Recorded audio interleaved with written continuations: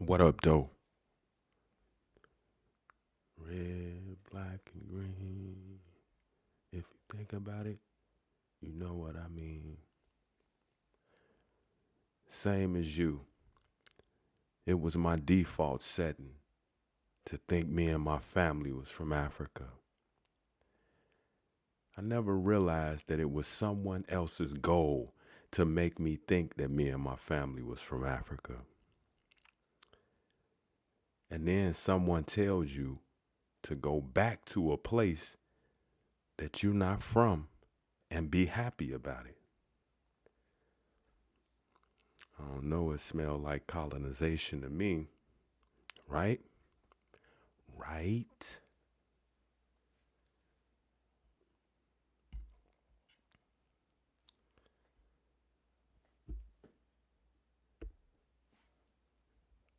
Francis Galton, genius, 1865 to 1911, by Gavin Tredo.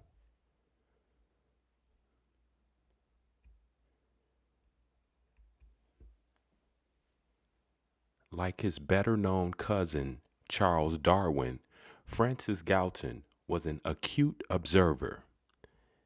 He got his start in African exploration. Galton had to invent measures of the way that we are, or rather of the ways in which we differ. He had to find a means to collect large numbers of those measures. Machines of his own invention simplified the task. Once that data was in hand, he required techniques for representing and analyzing it. Therefore, he invented the core statistical techniques that underlie scientific reasoning today. Along the way, this most unusual man unleashed composite photographs, stereoscopic maps, fingerprints, branching processes, eugenics, mental testing, an entire research program made from scratch.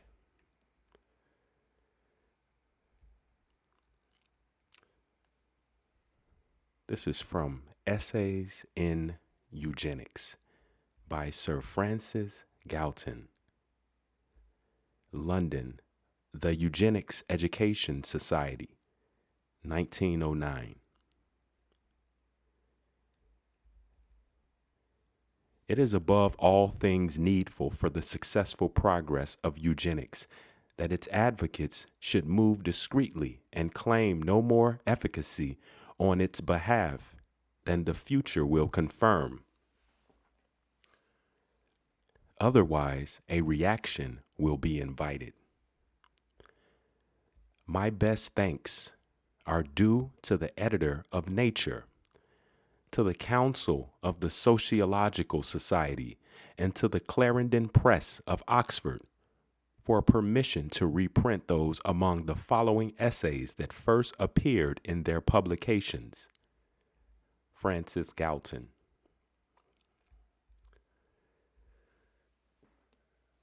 Eugenics, its definition, scope, and aims. Eugenics is the science which deals with all influences that improve the inborn qualities of a race, also with those that develop them to the utmost advantage. The improvement of the inborn qualities or stock of some one human population will alone be discussed here. What is meant by improvement? What by the syllable EU in eugenics, whose English equivalent is good? There is considerable difference between goodness in the several qualities and in that of the character as a whole. The character depends largely on the proportion between qualities whose balance may be much influenced by education. We must therefore leave morals as far as possible out of the discussion, not entangling ourselves with the almost hopeless difficulties they raise as to whether a character as a whole is good or bad.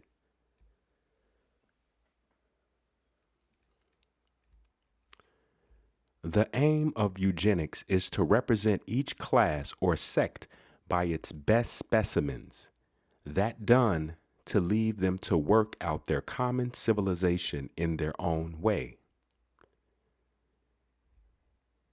Let us for a moment suppose that the practice of eugenics should hereafter raise the average quality of our nation to that of its better moiety at the present day and consider the gain.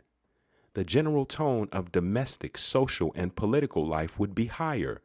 The race as a whole would be less foolish, less frivolous, less excitable, and politically more provident than now.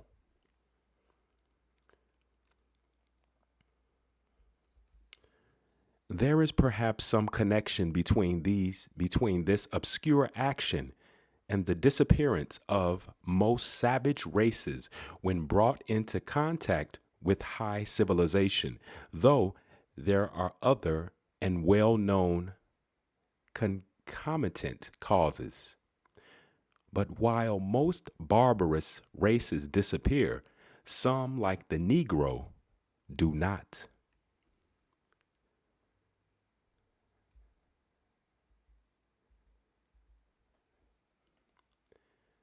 Persistence in setting forth the national importance of eugenics. There are three stages to be passed through. Firstly, it must be familiar as an academic question until its exact importance has been understood and accepted as a fact. Secondly, it must be recognized as a subject whose practical development deserves serious consideration. And thirdly, it must be introduced into the national conscience like a new religion. It has, indeed, strong claims to become an orthodox religious tenet of the future, for eugenics cooperates with the workings of nature by securing that humanity shall be represented by the fittest races. What nature does blindly, slowly, and ruthlessly, man may do providently, quickly, and kindly. The first and main point is to secure the general intellectual acceptance of eugenics as a hopeful and most important study. Then let its principles work into the heart of the nation, who will gradually give practical effect to them in ways that we may not wholly foresee.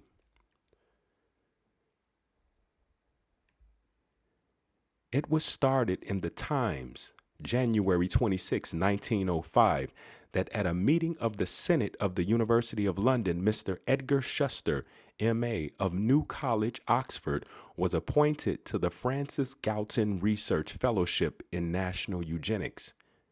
Mr. Shuster will in particular carry out investigations into the history of classes and families and deliver lectures and publish memoirs on the subjects of his investigations.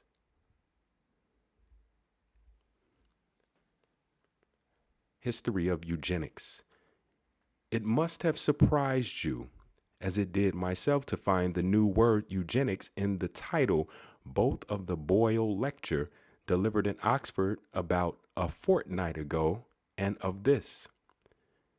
It was an accident, not a deliberate concurrence, and I accept it as a happy omen. The field of eugenics is so wide that there is no need for myself, the second lecturer, to plant my feet in the footsteps of the first. On the contrary, it gives freedom by absolving me from saying much that had to be said in one way or another. I fully concur in the views so ably presented by my friend and co-adjutor,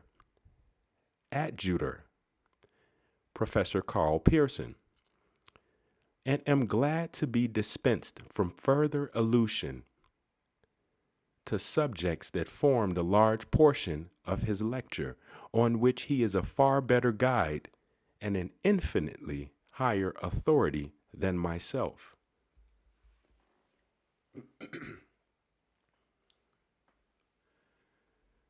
In giving the following sketch of the history of eugenics, I am obliged to be egotistical because I kindled the feeble flame that struggled doubtfully for a time until it caught hold of adjacent stories or suitable material and became a brisk fire burning freely by itself, and again because I have had much to do with its progress quite recently.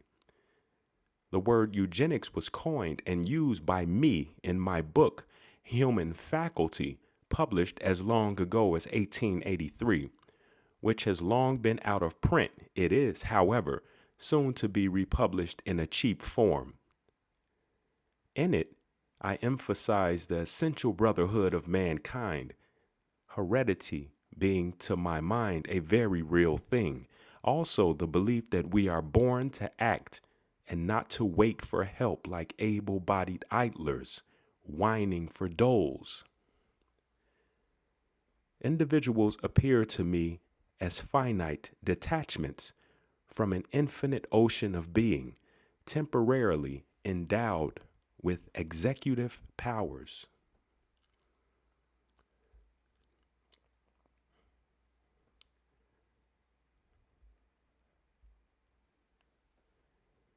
I have quoted only disjointed fragments of this wonderful poem, enough to serve as a reminder to those who know it, but will add 10 consecutive lines from the speech of the fallen Oceanus to his comrades, which give a summary of evolution as here described. As heaven and earth are fairer, fairer far, than chaos and black darkness, though once chiefs. And as we show beyond that heaven and earth, in form and shape compact and beautiful, in will and action free, championship, and thousand other signs of purer life, so on our heels a fresh perfection treads, a power more strong in beauty born of us, and fated to excel us as we pass in glory that old darkness. The next and a very important step toward eugenics was made by Professor Carl Pearson in his Huxley lecture of 1903 entitled The Laws of Inheritance in Men. The Laws of Inheritance in Men. Biometrica, Volume 3. It contains a most valuable compendium of work achieved and of objects in view. Also, the following passage, page 159, which is preceded by forcible reasons for his conclusions. We are ceasing as a nation to breed intelligence as we did 50 to 100 years ago. The mentally better stock in the nation is not reproducing itself at the same rate as it did of old. The less able and the less energetic are more fertile than the better stocks. No scheme of wider or more thorough education will bring up in the scale of intelligence hereditary weakness to the level of hereditary strength. The only remedy, if one be possible at all, is to alter the relative fertility of the good and the bad stocks in the community. Man would be at a great loss if he had nothing to direct him but what has the certainty of true knowledge. For that being very short and scanty, he would be often utterly in the dark, and in most of the actions of his life perfectly at a stand, had he nothing to guide him in the absence of clear and certain knowledge. He that will not eat till he has demonstration that it will nourish him, he that will not stir till he infallibly knows the business he goes about will succeed, will have little else to do than to sit still and perish. The enlightenment of individuals is a necessary preamble to practical eugenics. But social opinion is the tyrant by whose praise or blame the principles of eugenics may be expected hereafter to influence individual conduct.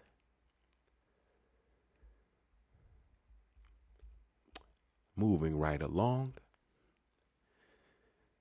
the real race problem from the point of view of anthropology by Professor Frank Boas of Columbia University.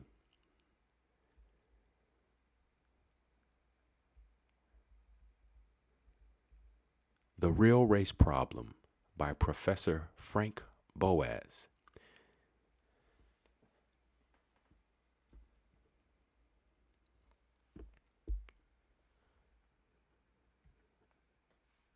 The essential problem before us is founded on the presence of two entirely distinct human types in the same community and relates to the best possible correlation of the activities of these two types. The first question to be answered by scientific investigation is in how far the Negro type may be considered the inferior, the white type as the superior. The question of inferiority and superiority is formulated in a different manner based essentially on the capacity of mental achievement, and much stress is laid on 2 points. The lesser size of the brain of the Negro and the supposed shortness of the period of development of the Negro child.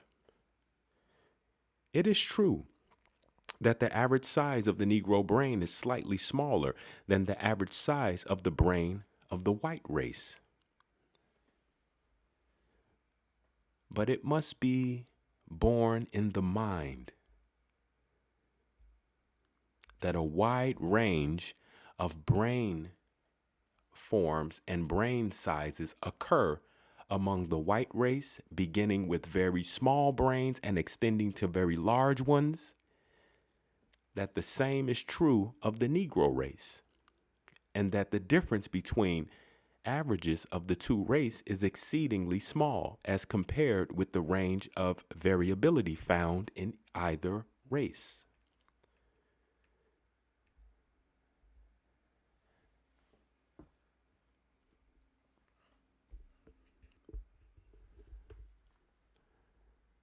Much has been made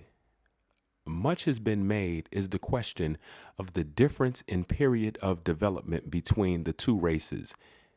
It has been claimed that the Negro child develops favorably, but that its development is arrested at an early date. Unfortunately, these statements are not based on careful examination of facts, and while I am unable to refute these views by bringing forward actual anthropometrical statistics bearing upon the subject, I am also not in a position to sustain them by any reliable evidence. The whole anatomical and physiological comparison of the Negro and of the white race may be summed up in the statement that certain differences between the two races are so fundamental that they seem to form two quite distinct groups of human species, the characteristics of which, notwithstanding the great variability of each race, do not overlap, while in regard to other characteristics, the differences are so slight that the difference between the two races is insignificant as compared to the range of variability exhibited in each race by itself, and that there are hardly any anatomical or physiological traits developed in such manner that we are justified in calling one race anatomically or physiologically higher than the other. The existing difference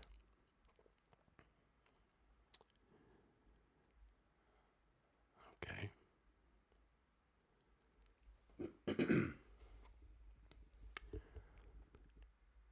The objection will be raised that the low stage of culture of the African race in many parts of America, as well as in Africa, shows clearly a lack of mental power, because otherwise the Negro race might have developed a civilization similar to that of Europe. In answer to this objection, we must remember that, on the whole, our conception of African conditions is based altogether too much upon the condition of the uneducated descendant of the American Negro slave. Of the American Negro slave. At the beginning, he said the stage of culture of the African race in many parts of America, as well as in Africa. Then, because otherwise the Negro race might have developed a civilization similar to that of Europe, and why would they want to do that? And then he distinctly says our conception of African conditions is based altogether too much upon the condition of the uneducated descendant of the American Negro slave. This is a new race, the American Negro. Something you don't hear a lot. Let's shake it. Anyone who is familiar with ethnological facts will recognize that the conditions under which the American slave population developed is apt to destroy what little culture may have existed. The complete break with the African past, the imposition of labor, in the results of which the slave had no direct interest, the difficulty of assimilating the elements of civilization by which they were surrounded, all tended equally to reduce a minimum the amount of independent cultural achievement of the group. On the other hand, the general impression of African conditions is based altogether too much upon our knowledge of the American Negro. It is not sufficiently well known how highly advanced is the industrial and political organization of Aboriginal Africa. Villages that have not been ravaged by Mohammedan or European slave hunters, and which have enjoyed a period of peace, are characterized by high industrial development.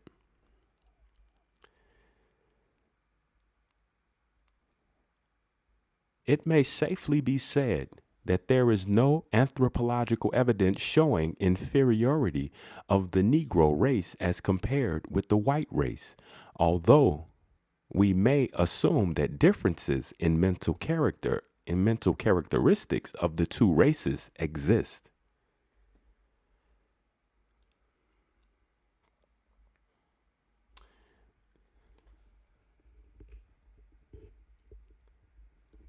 Very interesting, the obsession with seeking out the differences in people, although not unusual. Many of us see the differences in one another before we see the similarities.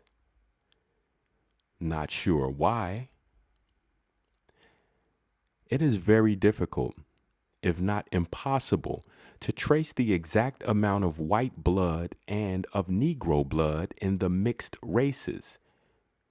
But even a cursory examination of the prevalent types of the colored population shows clearly that the mixture is very extended. And by mixture, by mixed races, I assume he means complexion.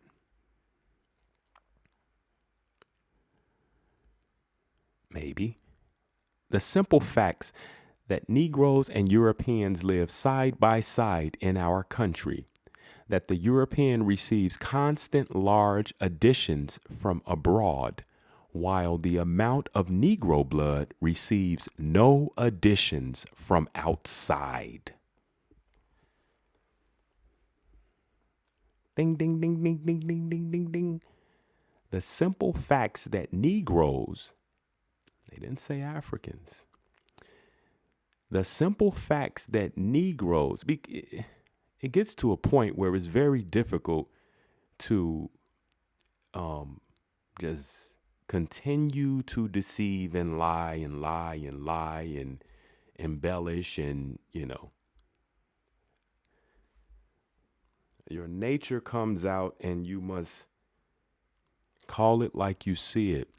The simple facts that Negroes and Europeans live side by side in our country,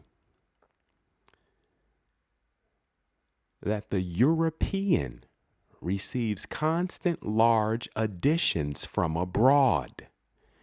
European immigrants, constant large additions to our soil portion we call America from abroad, while the amount of Negro blood receives no additions from outside.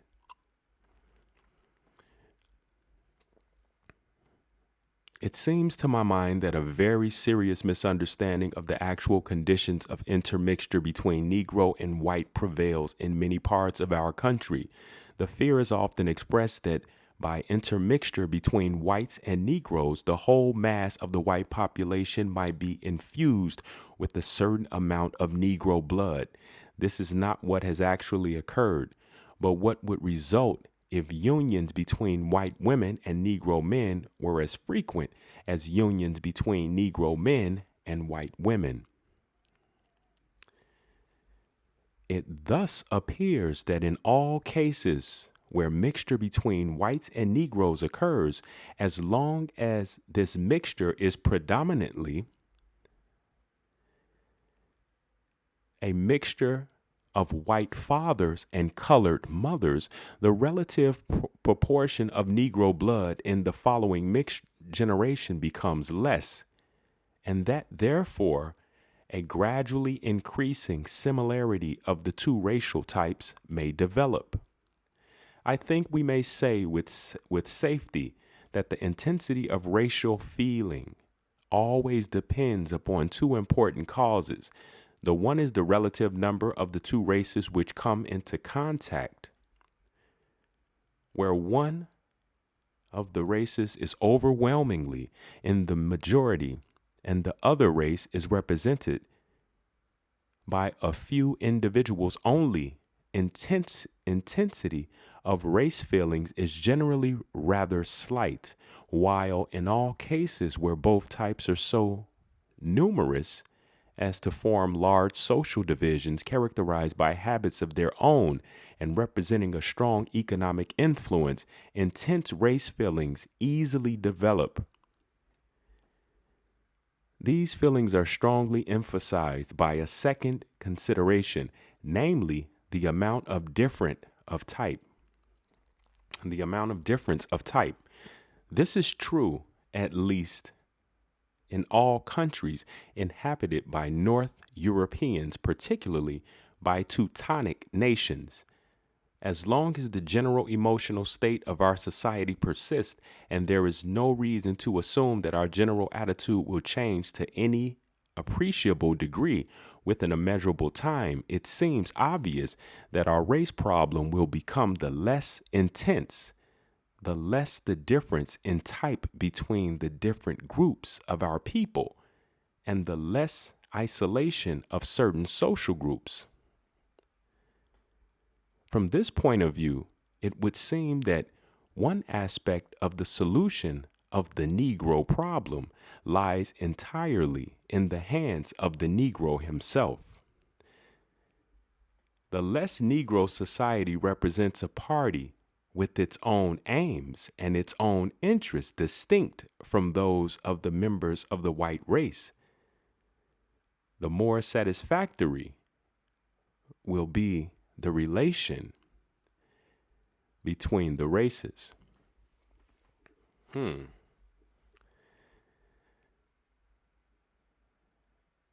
The less Negro society represents a party with its own aims and its own interests distinct from those of the members of the white race, the more satisfactory will be the relation between the races.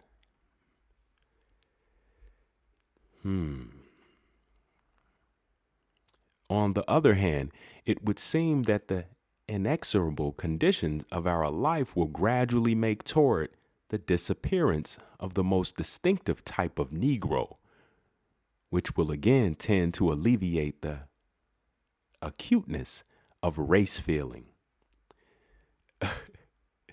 On the other hand, it would seem that the inexorable conditions of our life will gradually make toward the disappearance of the most distinctive type of Negro, which will again tend to alleviate the acuteness of race feeling.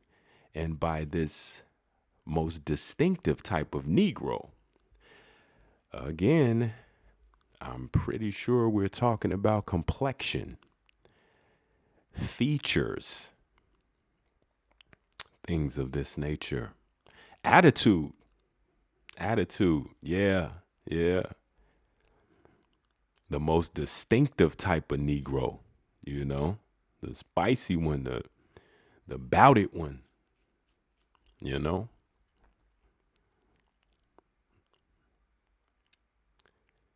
It may seem like a look into a distant future, but an unbiased examination of conditions as they exist at the present time points to the ultimate result of a leveling of the deep distinctions between the two races and a more and more fruitful cooperation.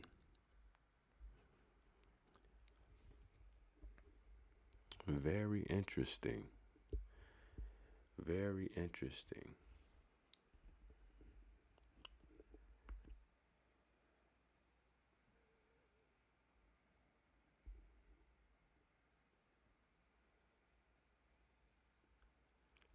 Britannica Online Encyclopedia, Melville J. Herskovitz,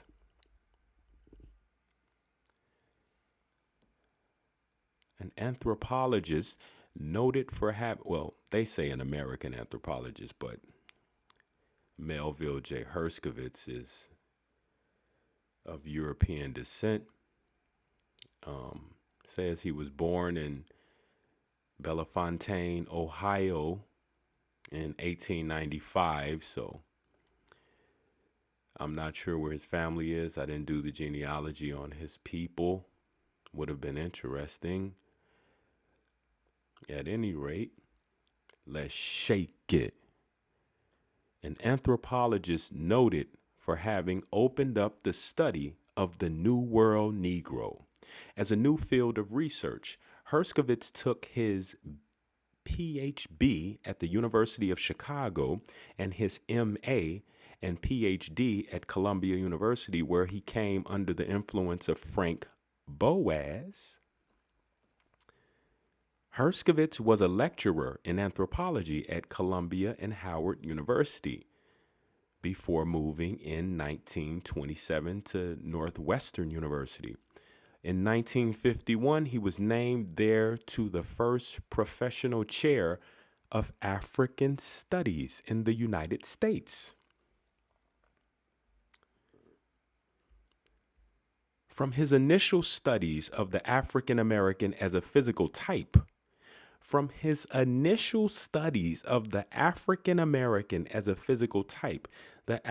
American, the Negro, the colored, the black,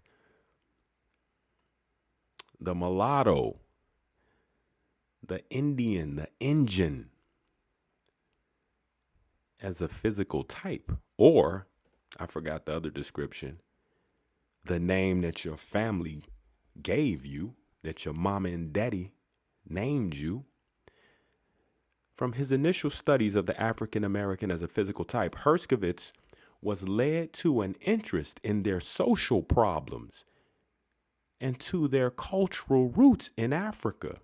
Well, I guess if in 1951 he was named there to the first professional chair of African Studies, your roots would have had to have been in Africa, right? National Academy of Sciences, Melville Jean or John Herskovitz, 1895 to 1963, a biographical memoir by Joseph C. Greenberg, 1971. This is Herskovits. This is Herskovits here.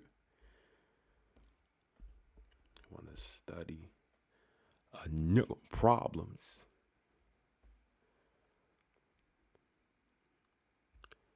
Melville J. Herskovits was, at the time of his death, the acknowledged Dean of African Studies in the United States, as well as a major figure in the world of anthropology. Melville Herskovits want to study your big lips and your wide nose and whatnot. In 1915, he entered the University of Cincinnati and the Hebrew Union College, the latter for theological studies. In World War I, he served in the Medical Corps, and on his return, he entered and graduated from the University of Chicago as a history major. He first became seriously interested in anthropology as a career in the course of his graduate studies. It was then that he came under the influence of Alexander A. Goldenweiser of the New School for Social Research, and of Frank Boas at Columbia University in New York. Frank Boas. We started off with Galton, then we transitioned to Boas. Now it's Herskovits. Social Research and of Frank Boas at Columbia University in New York. In particular, Frank Boas, indisputably the leading figure in American anthropology during this period and long afterward, helped to shape his outlook so that he always considered himself as one who continued the Boasian tradition. He was later to write a biography of Boas and to be his staunch defender. Herskovits received his PhD degree at Columbia in 1923. His thesis, The Cattle Complex in East Africa, was carried out under Boas's supervision. After receiving his doctorate, Herskovits became one of the original fellows of the Board of the Biological Sciences of the National Research Council, under whose auspices he carried out a 4-year study of variability of the American Negro under race crossing. The American Negro. In 1924, he married Frances Shapiro. Their only child, a daughter, Jean or John, became a historian with a specialized interest in West Africa.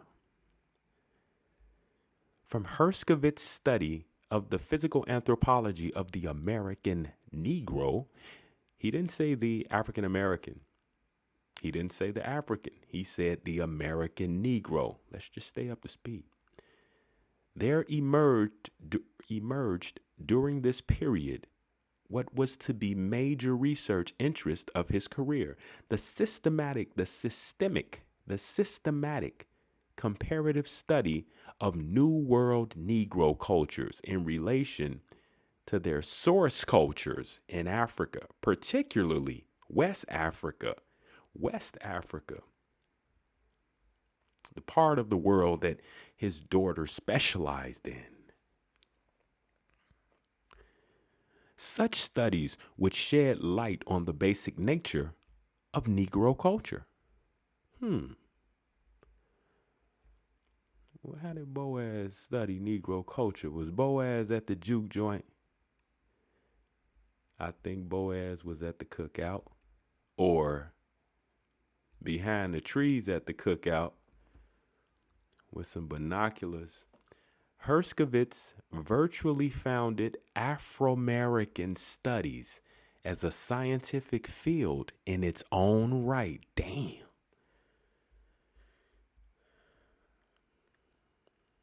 Brothers and sisters, y'all was being studied. Y'all was under a microscope. Y'all was a whole, think about it. If you're a whole field of study, you're a new field of study, your own field of study is being done on you. It's for a reason. He was funded by someone. Maybe we'll find out. During World War II, Herskovits served as chief consultant for African affairs of the Board of Economic Warfare. Africa, of course, played an important strategic role in the conduct of the war. It became painfully evident that American scholarly neglect of Africa as of other non-Western areas was a severe handicap to the national interest. It was one of the post-war outcomes of this situation that in 1947, Herskovits was requested by the Carnegie Corporation to institute interdisciplinary research and teaching of African topics at Northwestern University, the Carnegie Corporation. This resulted in 1948 in the formation of the Program of African Studies, the programming. Are you still programmed? Maybe a little. The first of its kind in the United States. Thank you, Carnegie Foundation, Carnegie Corporation. Herskovits held the position of director of the program for the remainder of his career. The Northwestern, cushy job, The Northwestern program was noteworthy for the number of professional Africanists it produced, particularly in Herskovits' own field of anthropology. Also, in 1959, Herskovits became a member of the National Academy of Sciences. His last public activity was the major role he took in the organization of the First International Congress of Africanists, held in Ghana in December 1962. Traditionally, Africanists had met as a subsection of the International Congress of Orientalists. It was at the Moscow Congress of this latter association that Herskovits, together with I.I. Potakin of the Academy of Sciences of the USSR, took the decisive step of organizing African studies internationally, independent of Oriental studies. The Congress of Accra, at which Herskovits delivered a notable address summarizing the history of Africanist studies, was remarkable also in that Africans themselves were prominently involved in the work of the Congress.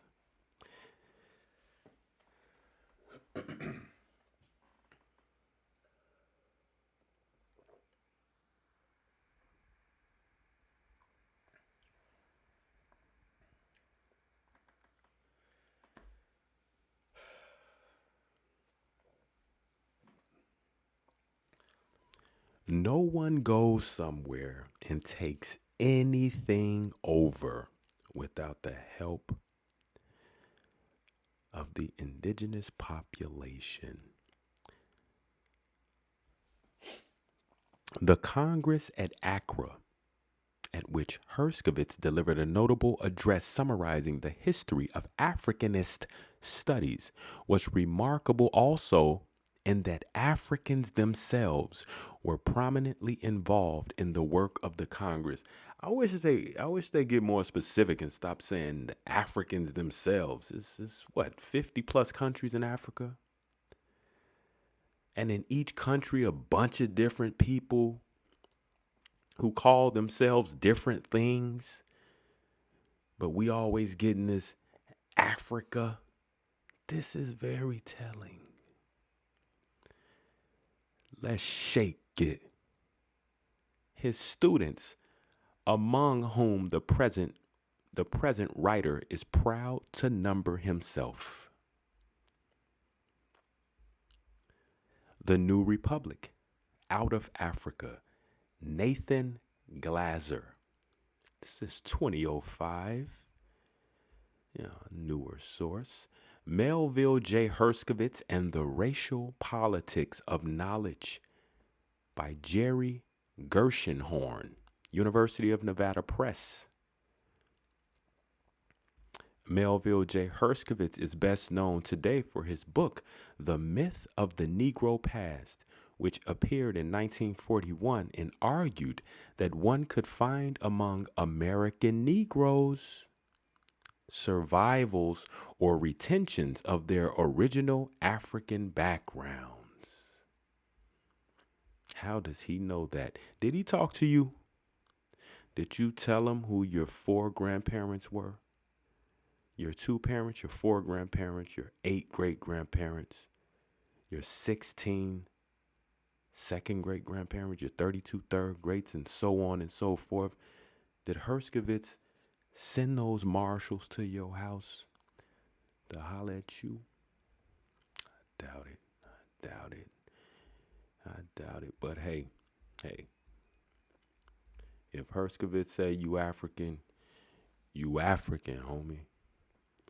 Herskovitz was born in 1895 in a small town in Ohio into a family of Central European Jewish immigrants. And this is the payment. This is how we get repaid for welcoming homie in here. He wanna start an entire scientific study on you. When we welcomed him to Ohio. The Jew has everywhere taken on the color of the culture in which he lives, Herskovitz wrote in 1927, and far from identifying himself with his own typical culture, whatever there may be of it, he usually tries to become as completely acculturated as possible to the culture in which he finds himself. The article in which this observation appeared was published in V.F. Calverton's Radical Modern Quarterly. Very telling. It was a time when money for this kind of research was scarce, when the only foundations that supported research were the Carnegie Corporation and the Rockefeller Foundation. It was a time when money for this kind of research was scarce, when the only foundations that supported research were the Carnegie Corporation and the Rockefeller Foundation. Clark Whistler of the American Museum of Natural History, a major anthropologist of the time, and Robert Yerkes, the Yale psychologist who managed the Army's intelligence test in World War I, were members of the eugenicist Galton Society, along with Madison Grant, author the racist bestseller, The Passing of a Great Race. Whistler and Yerkes were also influential members of the Committee on Scientific Problems of Human Migrations of the National Research Council, established during the war to assist the government with scientific knowledge. This committee, Gershenhorn writes, was formed in 1922 to finance anthropometric studies of race that would promote immigration restriction. It was this committee to which Boas had to look for research support for his students. Boas and Herskovitz with him believed that studies of the physical anthropology of the American Negro would undermine the racist assumption of Negro inferiority. Boas managed to secure financing for Herskovitz for a 3-year study of American blacks. Now, from American Negro to American blacks. In those distant days before we knew anything about differentiating people by heredity using blood types and before the discovery of DNA, physical measurement of body shape and skin color was the favored scientific approach to determining affiliation to a racial stock. Let it sink in. Yep, he said it. In those days, in those distant days, before we knew anything about differentiating people by heredity using blood types and before the discovery of the swab, physical measurement of body shape and skin color was the favored scientific approach to determining affiliation to a racial stock. What options do they have? What, 100 shades of brown?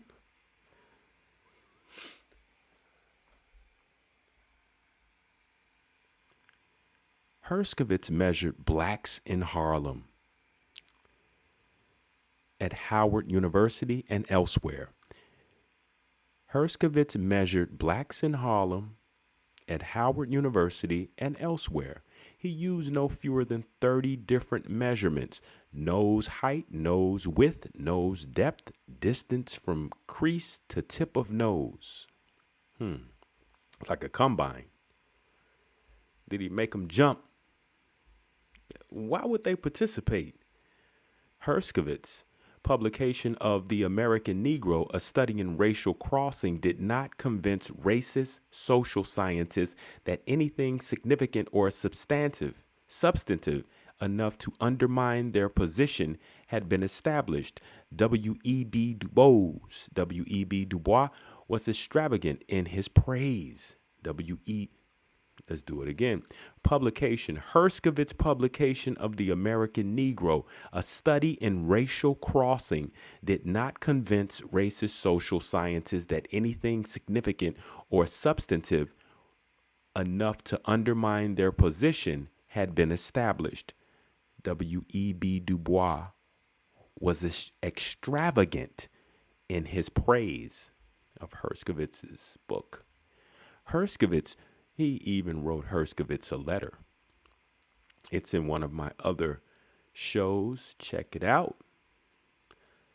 Herskovitz moved from this kind of work to the more fruitful study of the black diaspora in the New World and its origins in Africa, and how he developed an increasing conviction that African culture had in various ways shaped and been retained in American Negro life. Prove it, Herskovitz. Prove it. Prove it. Prove that African culture had in various ways shaped and been retained in American Negro life. Make some connections. Make some comparisons. Prove it. He ain't gonna prove it. Not by the end of this article. Prominent black intellectuals asserted that the American Negro was an American.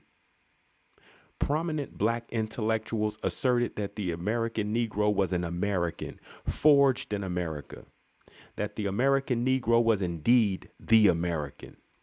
On the other hand, there were those who argued that a distinctive black culture had been created on these shores. Yeah, created. A laboratory. Herskovitz put a whole science on it, a whole focus on it, put you under a microscope, went to the barbecue and all that. Blacks had no serious connection with Africa. Now it's blacks. Look how they do you.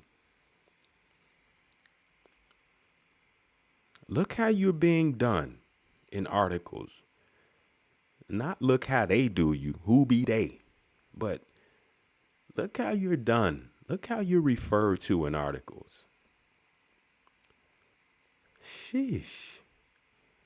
Blacks had no serious connection with Africa, their continent of origin.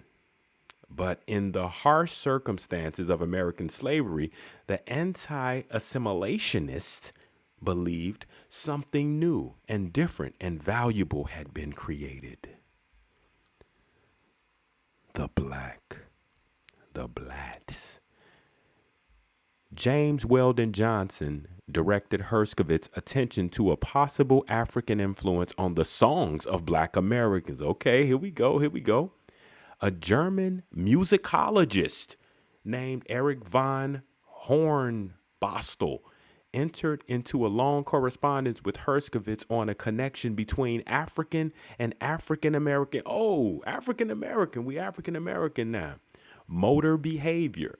Herskovits told Hornbostel about his assistant, Zora Neale Hurston, and her distinctive speech, singing, and motor behavior.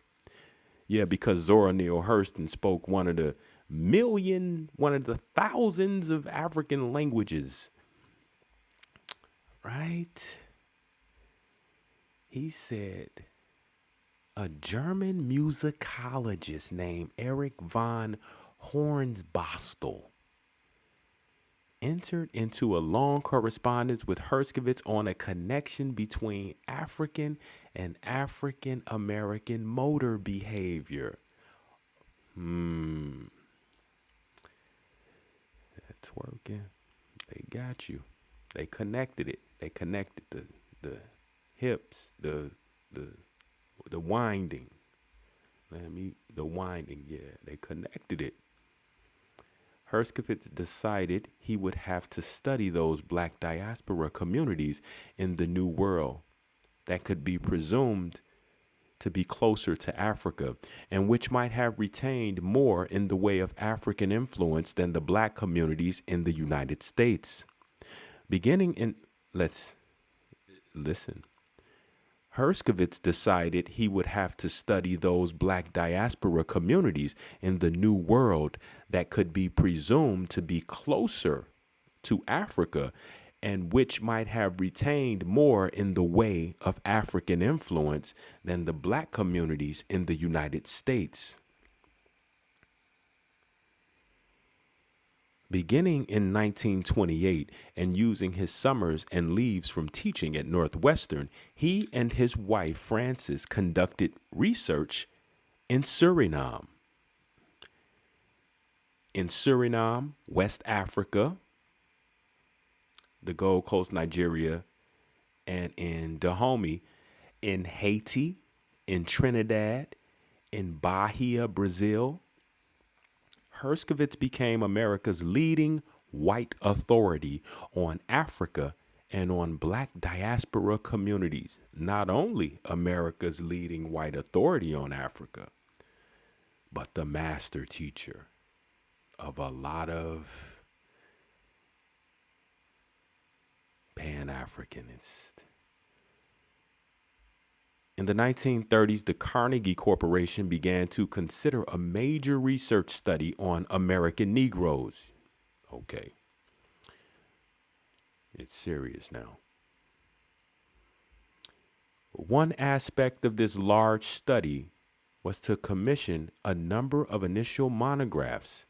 Herskovits was commissioned to write one of these, and so was Ralph Bunche, a student of Herskovits. This provided the occasion for Herskovits to pull together his years of study of African diasporas in the New World and their presumed African homelands. Myrtle was quoted by Ralph Bunche as saying that Mel Herskovits is rather crazy at present. He is. He sees everything in the light of African inheritance. Dubois and Woodson praised Herskovits' efforts. Myrtle was quoted by Ralph Bunche as saying that Mel Herskovits is rather crazy at present. He sees everything in the light of African inheritance. Dubois and Woodson praised Herskovits' effort.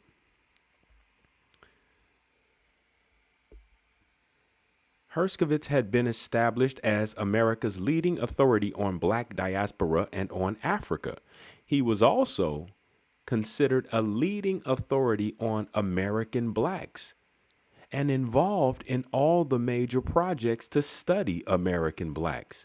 In one such project, to create an encyclopedia of the Negro, an enterprise close to Du Bois' heart, close to W.E.B. Du Bois' heart. This was his baby, to make an encyclopedia of the Negro, encyclopedia of a theoretical being. In the post-war world, with African colonies becoming independent, Herskovits' advice was regularly sought out by foundations, and he became something of a gatekeeper for research on Mommy Africa. Herskovits, European Jewish man living in Ohio, becomes a gatekeeper for research on Africa. And in being a gatekeeper, took it upon himself to let everybody know that whether you like it or not, you from Africa. Okay. Britannica Online Encyclopedia. African American, one of the largest of the many ethnic groups in the United States. African Americans are mainly of African ancestry, but many have non-black ancestors as well. African Americans are largely the descendants of enslaved people who were brought from their African homelands by force to work in the New World.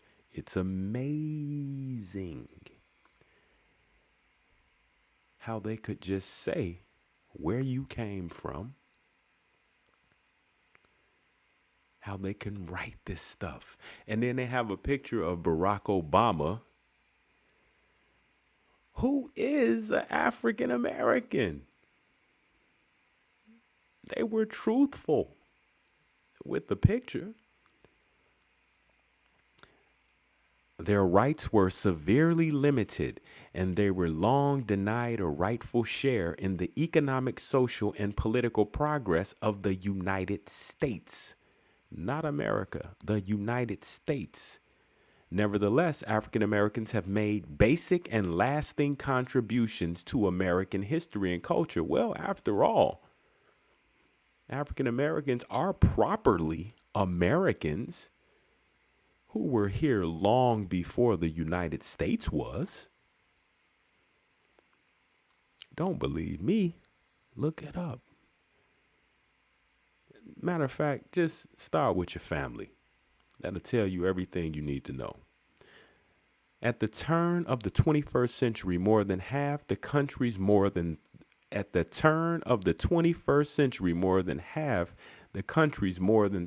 million African Americans lived in the South. At the turn of the 21st century, more than half of the country's more than 36 million African Americans. The number of African Americans been 36 million for I don't know how long. Somebody, oh, I don't got a secretary. We need to look that up. More than half of the countries at the turn of the 21st century, more than half of the country's more than 36 million African Americans lived in the South.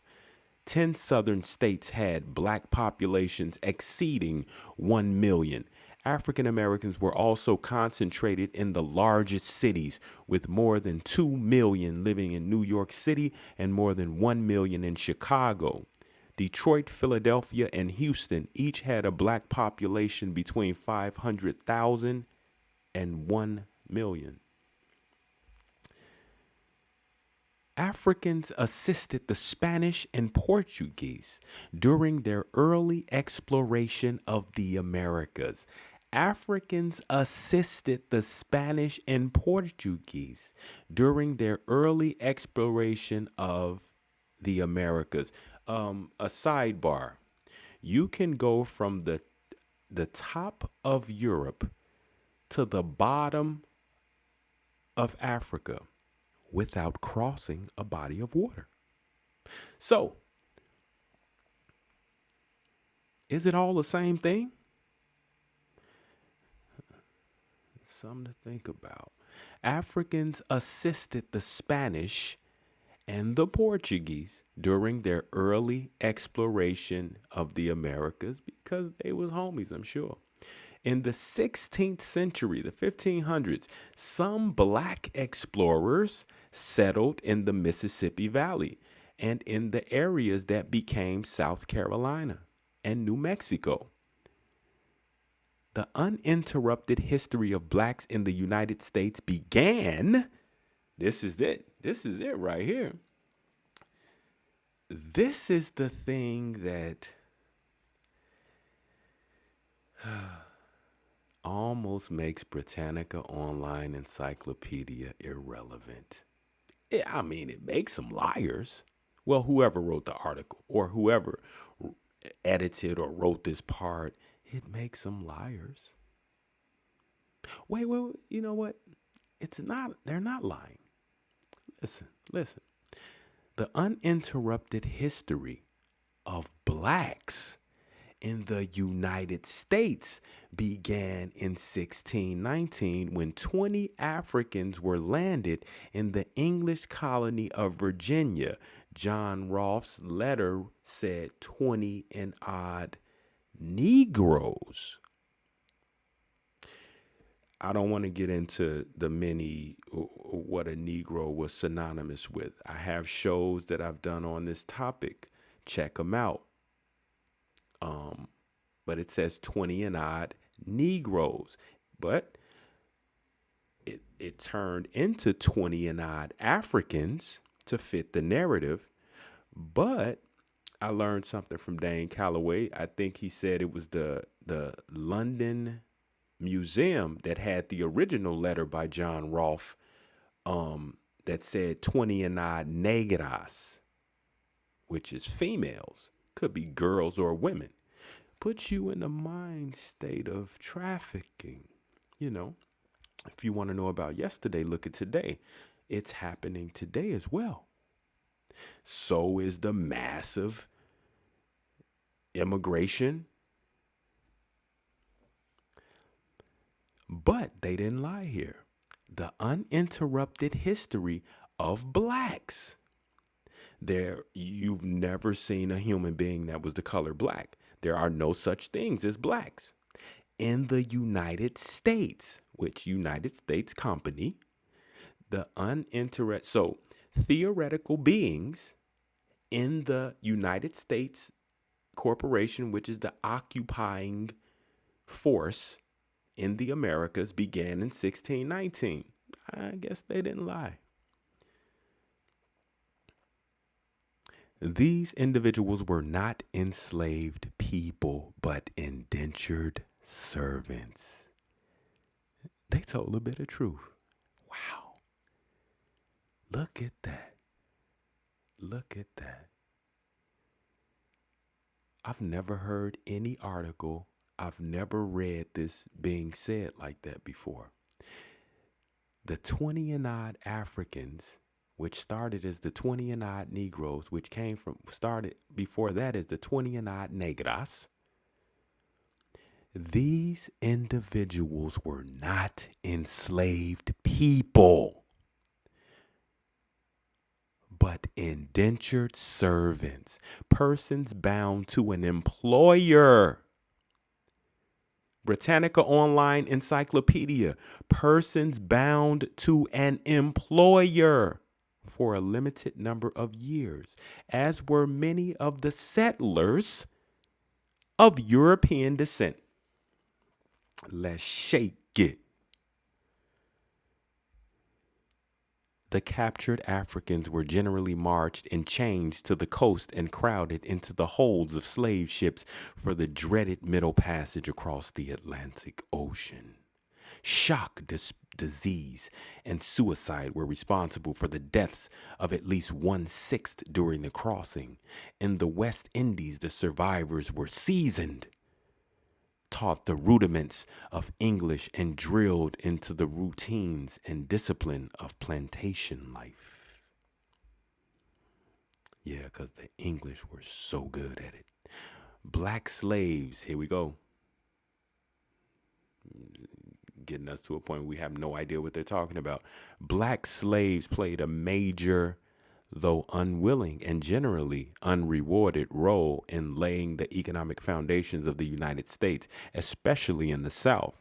Blacks also played a leading role in the development of Southern speech, folklore, music, dancing, and blending the cultural traits of their African homelands with those of Europe during the 17th and 18th centuries. During the 17th and 18th century, meaning the 1600s, as we just saw up above here, 1619, they talked about the beginning when the 20 and odd Africans or Negroes or Negras came, and they were not enslaved people, but indentured servants. And they tell us now that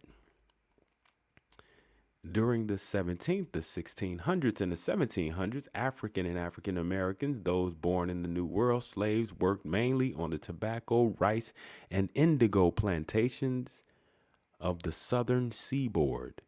Eventually, in the South's huge cotton and sugar plantations. The earliest African American leaders emerged among the free blacks of the North, particularly those of Philadelphia, Boston, and New York City. Free African Americans in the North established their own institutions, churches, schools, and mutual aid societies. One of the first of these organizations was the African Methodist Episcopal Church, the AME Church, formed in 1816 and led by Bishop Richard Allen of Philadelphia. Russwurm and Paul Cuffey proposed that a major modern black country be established in Africa. Russwurm and Paul Cuffey proposed that a major modern black country be established in Africa, supported by the American Colonization Society, whose membership was overwhelmingly white or of European descent, one of those countries in what we term Europe, because we know that you or I have never seen a human that is the color white. Let's be serious. African Americans founded Liberia in West Africa in 1822. Again, Russwurm and Paul Cuffey proposed that a major modern black country be established in Africa, supported by the American Colonization Society, whose membership was overwhelmingly white. African Americans founded Liberia in West Africa in 1822. African Americans colonized a portion of that soil in West Africa in 1822. Their ideas foreshadowed the development of Pan-African nationalism under the leadership of AME Bishop Henry M. Turner. This is from history.com. W.E.B. Du Bois. W.E.B. Du Bois, W.E.B. Du Bois, W.E.B. Du Bois work transformed the way that the lives of black citizens were seen in American society. Work transformed the way that the lives of black citizens were seen in American society. The way you're seen.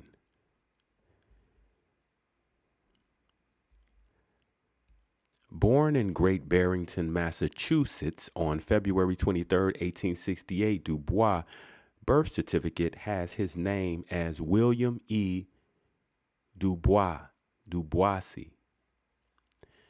Dubois became the first person in his extended family to attend high school and did so at his mother's insistence. In 1883, Dubois began to write articles for papers like the New York Globe and the Freeman. Dubois initially attended Fisk University in Nashville, Tennessee, a school for black students. His tuition was paid by several churches in Great Barrington. After graduation, Dubois attended Harvard University, starting in 1888 and eventually receiving advanced degrees in history. In 1892, Dubois worked toward a PhD at the University of Berlin until his funding ran out. He returned to the United States without his doctorate, but later received one from Harvard while teaching classes at Wilberforce University in Ohio. There he married Nina Gomer, one of his students, in 1896. His doctoral thesis, The Suppression of the African Slave Trade to the United States of America, 1638 through 1870, became his first book and a standard in American education covering slavery. A standard. During the same period, one thing, you see what he accomplished?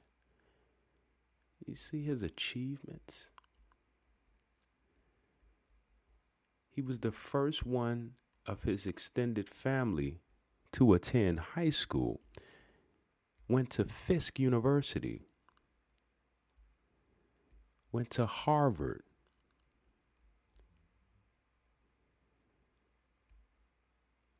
worked towards a PhD at the University of Berlin.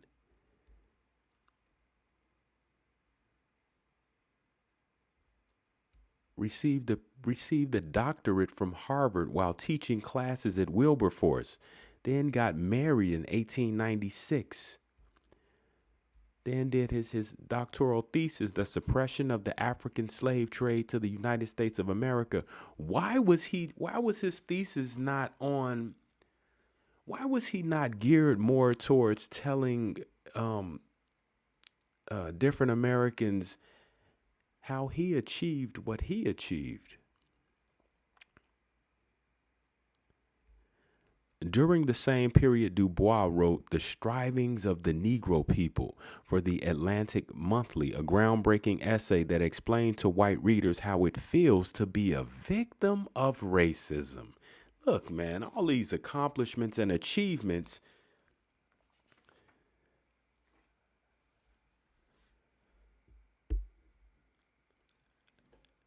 I'm thinking that the more education you have,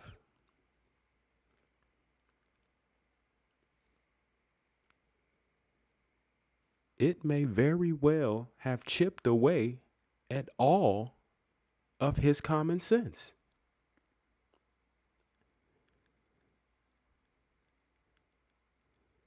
Not saying he's not intelligent. He may be intelligent. He might read a lot. I know most importantly, he has relationships. I'm gonna just go ahead and say it. It seemed like the more school this man got, the dumber he got. What did he learned how to be a victim in school? His parents didn't teach him that. Let's shake it.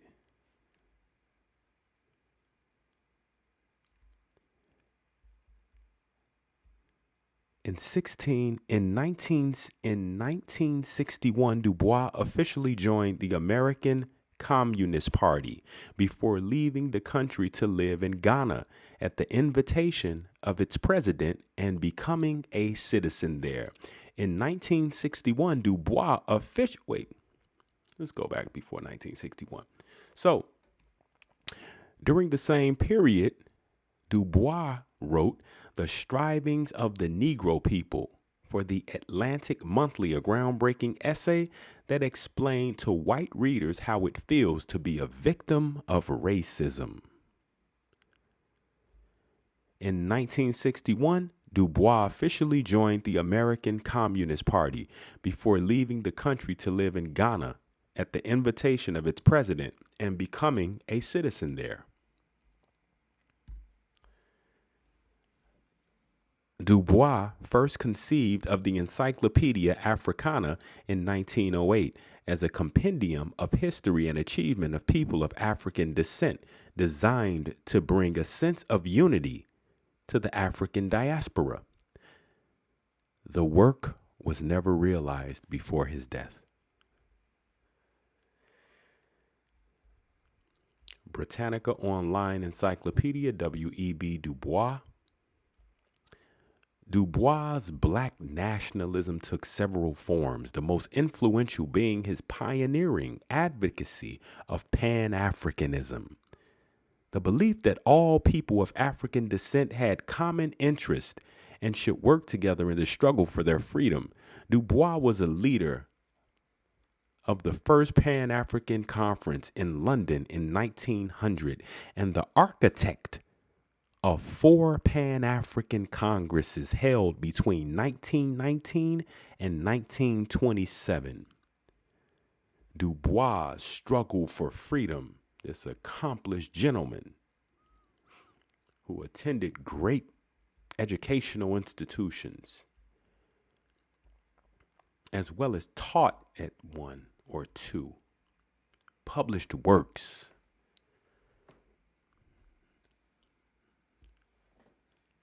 Berkeley Journal of Sociology, W.E.B. Du Bois, and the Atlanta Sociological Laboratory.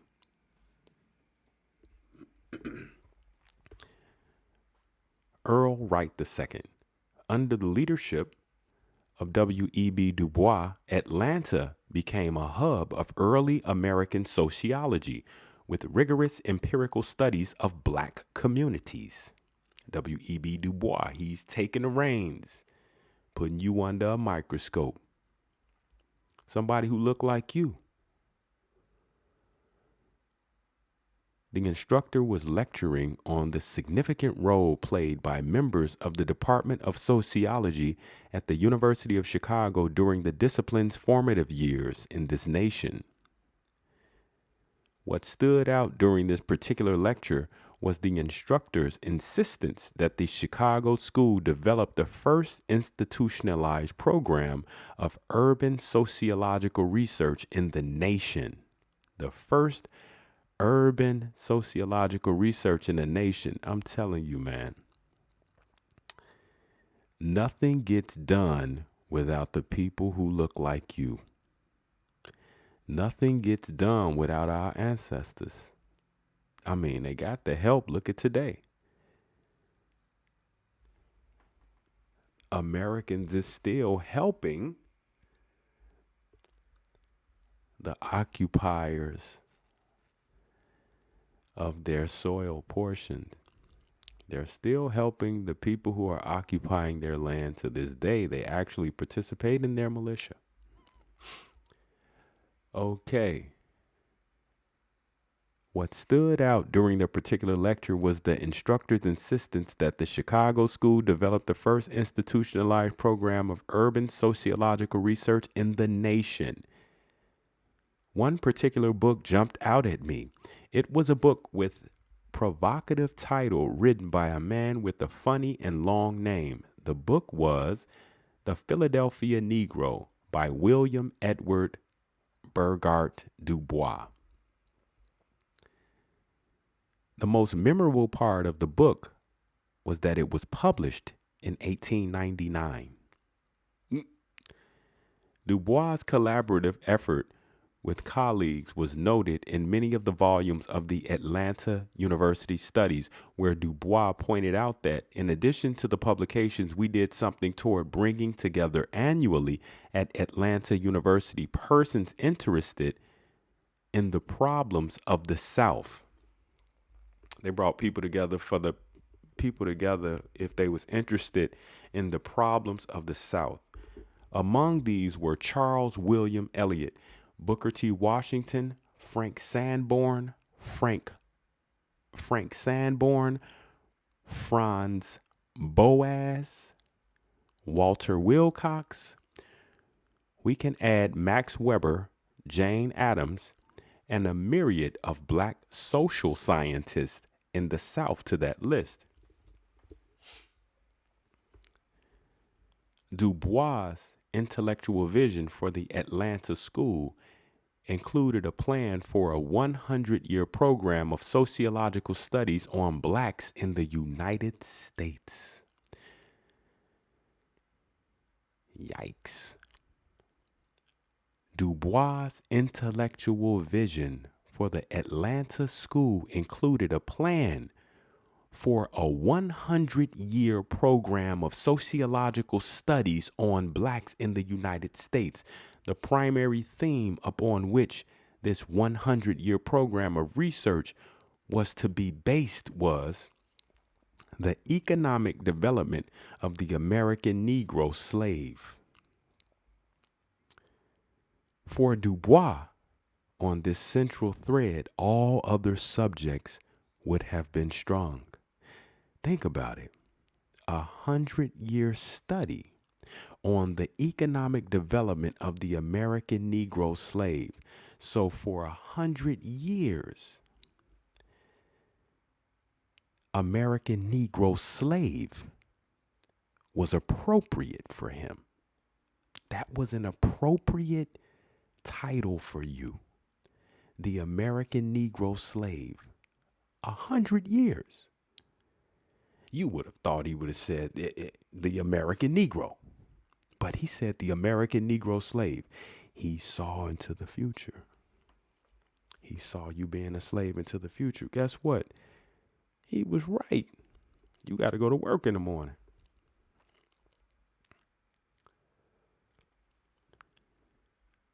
Despite the depth of Du Bois' commitment to sociology, he was in the main ignored by the elite in the profession.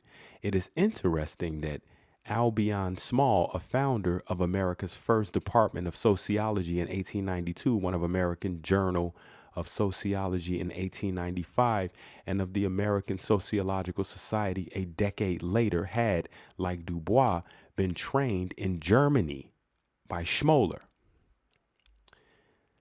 In spite of this similarity in professional background, and although the American Journal of Sociology devoted many pages to social welfare programs, Small clearly considered Du Bois' work of minor importance.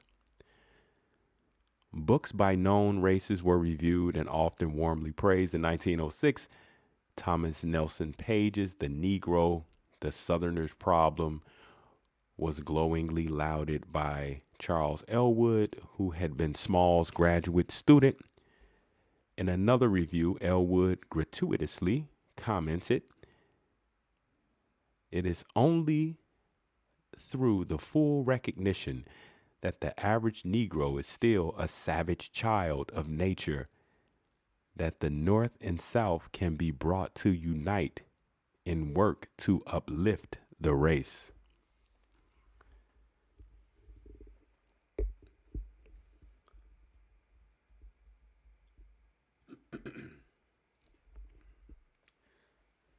This is from Blue Plaques. Blue Plaques. English Heritage. Blue Plaques. Marcus Garvey, 1886 to 1940. Plaque erected in 2005 by English Heritage at 53 Tallgarth Road, Barons Court, London. Pan-African nationalist leader Marcus Garvey. The Pan-Africanist leader Marcus Garvey is commemorated with the blue plaque at his final residence, 53 Tallgarth Road in Hammersmith in London. Marcus Mosiah Garvey was born in Jamaica. Soon after making his first visit to London, he moved to New York in 1916, where he founded the Black Star Line Steamship Corporation, a pioneering black business enterprise which encouraged the African diaspora to return to their ancestral countries. Garvey was later found guilty of fraud arising from the promotion of Black Star and served time in a U.S. prison, though it seems the conviction was politically motivated. He was deported to Jamaica in 1927 and, after making another short visit to London in 1928, moved to the capital permanently in 1935.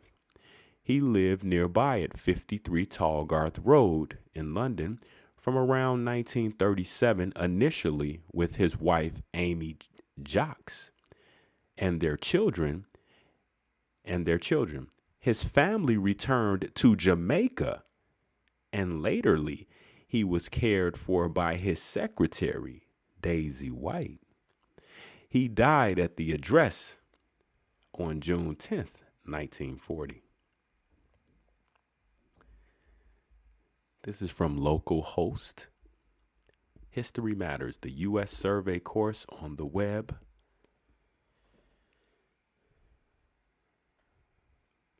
Black nationalist Marcus Garvey recognized that his Universal Negro Improvement Association would find its most enthusiastic audience in the United States. Despite the organization's professed worldwide mission, he thought that his Universal Negro Improvement Association would find its most enthusiastic audience in the United States. I wonder why. Garvey used his considerable charisma to attract thousands of black working class and lower middle class followers and became the most popular black leader in America in the early 1920s. The UNIA, committed to notions of racial purity and separatism, insisted that salvation for African Americans meant building an autonomous black-led nation in Africa. The movement offered in its Back to Africa campaign a powerful message of black pride and economic self-sufficiency. Garvey's 1921 speech. Fellow citizens of Africa, the Universal Negro Improvement Association is an organization that seeks to unite into one solid body the 400 million Negroes in the world, to link up the 50 million Negroes in the United States of America with the 20 million Negroes of West Indies, the 40 million Negroes of South and Central America. England for the Englishman, France for the Frenchman, Germany for the German, Ireland for the Irish, Palestine for the Jew, Japan for the Japanese, China for the Chinese. We of the Universal Negro Improvement Association are raising the cry of Africa for the Africans. So why is he in North America? And if he's in North America, I don't know if he's in Africa at this point, but shouldn't he be saying America for the American? Let's shake it. The Universal Negro Improvement Association calls upon every Negro in the United States to rally to this standard. I told you, it's America for the American. Of building a nation of its own on the great continent of Africa. The Universal Negro Improvement Association calls upon every Negro in the United States to rally to this standard of building a nation of its own on the great continent of Africa. It calls upon every Negro in the United States to become a colonizer and go somewhere that you don't know nothing about, to a far off land away from your home.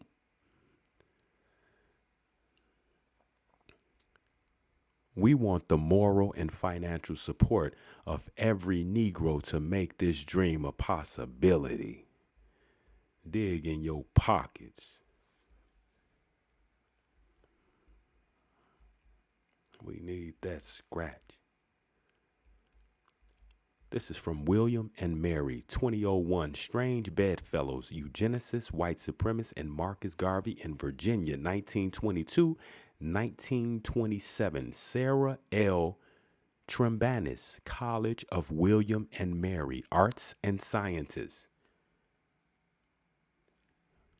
This is William and Mary, chartered 1693.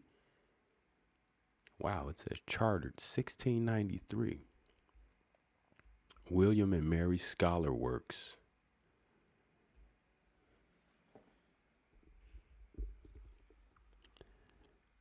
Eugenicists had some of their greatest legislative successes in Virginia with the passage of the Racial Integrity Act and a voluntary sterilization law. Both of these statutes had considerable effect on poor and non-white Virginians and lasted well into the 1960s. This thesis will also interrogate the unlikely alliance the Virginia eugenicists formed with Marcus Garvey. The importance of the Virginia eugenics movement. 1920s Virginia was enmeshed in debate over various legislative measures involving racial purity. In 1924, the Virginia General Assembly passed two nationally influential and pro-eugenic laws. The controversial Racial Integrity Act was passed on March 8, 1924, and was signed by the governor 12 days later. This act strictly banned marriages between whites and anyone with a trace whatsoever of any blood other than Caucasian. The same session of the General Assembly passed another bill legalizing the sterilization of those classified as feeble-minded by the standards of the time. According to some historians, Virginia eugenics did have a great deal of impact internationally, particularly in the formation of eugenics policies in Nazi Germany. The American Eugenics Society, AES, the American Eugenics Society, AES, you should see if that place is still up and running. You should see, or if the name changed, if it's the same thing under a different name. The American Eugenics Society, AES, and the Eugenics Record Office were both located in New York, which gave Northern eugenicists more opportunities for inclusion in eugenic publications. The Virginia eugenics movement and its leaders, John Powell, W.A. Plecker, and E.S. Cox, did not succeed in igniting a national campaign to enact anti-miscegenation laws in all 50 states and failed to spread their organization, the Anglo-Saxon Clubs of America, to any location outside of Virginia. Their most significant failures, however, came in Virginia itself. Despite incessant lobbying, Powell, Plecker, and Cox were unable to gain support for their bid to extend the reach of the Racial Integrity Act. Significantly, the 1924 Act itself did not prove to be a foolproof method for ending miscegenation. Plecker and Powell's correspondence demonstrates that the very people targeted by Virginia eugenicists resisted the Act's definitions of races and employed alternate strategies.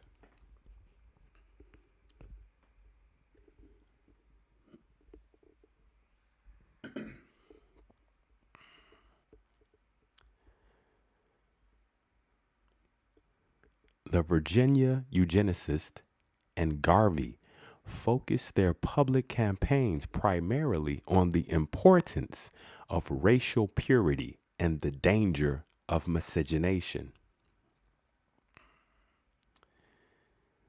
The relationship between the Virginia eugenicists and Marcus Garvey will argue that their unlikely alliance resulted from their common rhetoric and unique situation as natives of the Upper South and Jamaica, respectively.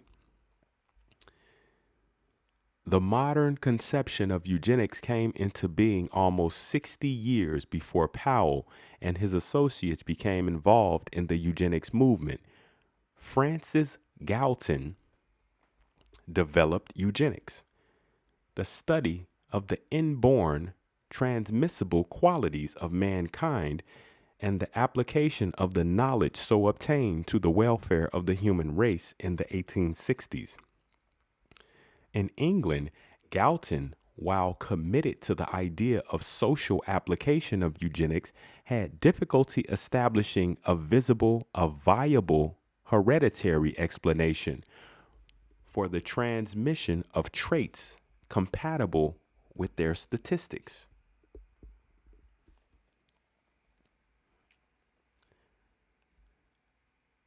Charles Davenport, a biology professor at the University of Chicago, became the leader in the United States among scientists interested in eugenics. To the end of establishing a U.S. Center for the Experimental Study of Evolution, the Carnegie Institution of Washington provided a generous endowment for Davenport to set up a lab at Cold Springs Harbor. The University of Chicago seems to have been a haven for these characters who put you under a microscope and studied you and still studying you. In 1923, you need to study who your family is. So then you could study some of that soil that belonged to you in the South. In 1923, the American Eugenics Society was formed. And not just the South, all over this place. In 1924, Congress passed an Immigration Act that severely restricted the allowable number of immigrants from Southern and Eastern Europe, the two European regions thought to be responsible for the greatest number of unfavorable candidates for Americanization. In 1927, the Supreme Court upheld the 1924 Virginia state law allowing the voluntary sterilization of the feeble-minded in Buck versus Bell. The history of Marcus Garvey has been quite contentious and has differed greatly in offering explanations for Garvey's preoccupation with racial purity and his connections with white supremacists like the Virginia eugenicists and the KKK. Regardless of the foundational reasons for Garvey's cooperations with white supremacist organizations, historians have generally agreed that Garvey's outreach to such groups in 1923 to 1924 was an attempt to gain supporters at a time when the mainstream black establishments was speaking out against him. David Levering, so he went to get support from so-called white supremacist organizations. That the so-called white supremacist organizations employ niggers, that they employ people who look like you and me, people who you would term black or something like that, but properly Americans. Did they employ these people? Why is he going to these? Or he's going from people who look like him, who he assumed would help him, but then he's going to these people. He's going to the other side of the spectrum, so to speak, at that particular time from what the people would have you believe.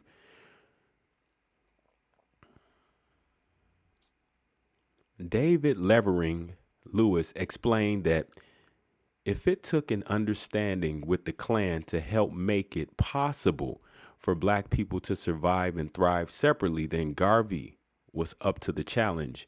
Writing 20 years earlier, Tony Martin portrayed an even closer relationship between Garvey and white supremacists, arguing that Garvey's dealings with white supremacists represented more than just pragmatism, but instead a symbiotic relationship.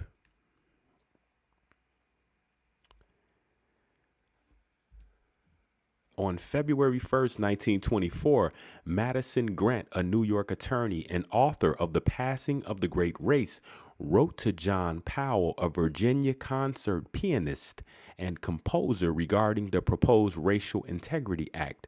Grant gave the legislation his unqualified endorsement. With the help of Grant and others, Powell was able to successfully persuade the Virginia legislature to pass the Racial Integrity Act of 1924, which prohibited any interracial marriages or interracial sexual relationships.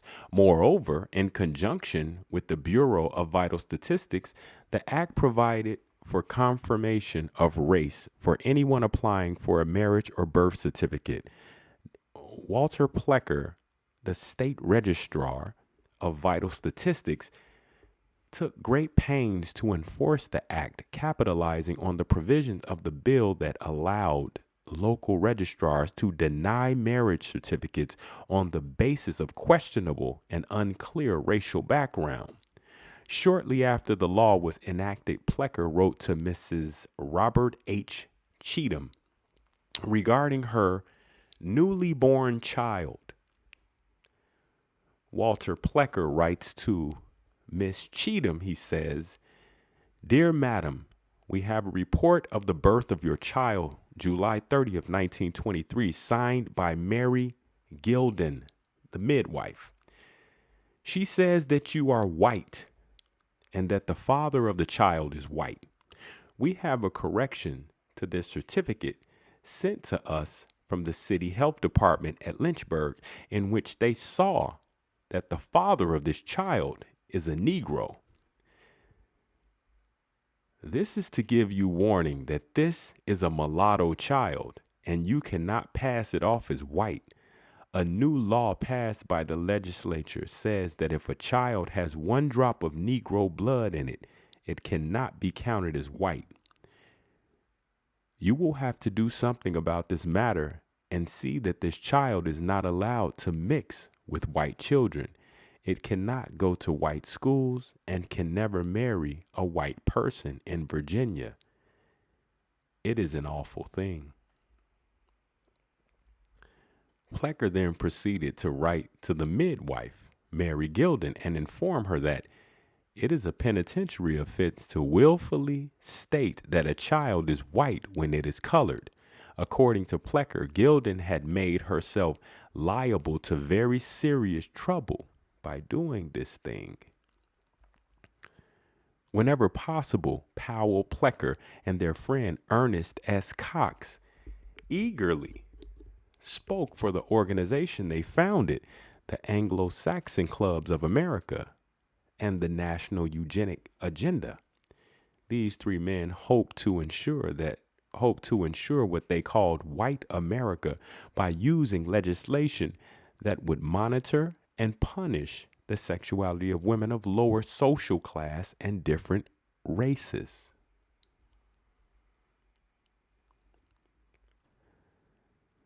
The National Eugenics Movement generally focused on the perceived threat from recent immigrants, particularly Southern and Eastern European immigrants.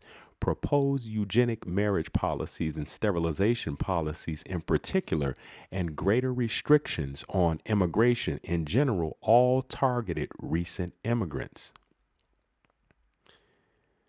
Eugenics literature published by the American Eugenics Society rarely mentioned African Americans in comparison to its repeated discussions of the foreign-born. In contrast, Virginia eugenics focused most heavily on African Americans and Native Americans, though not exclusively. Although the anti-miscegenation statute provided for these other races, African Americans remained the biggest concern for Virginia eugenicists. Virginia eugenicists advocated policies designed to exert control over African Americans. Their simultaneous targeting of poor whites and Native Americans reflected their fear of interracial relationships, which, according to eugenic beliefs, would result in a deterioration of racial purity among whites.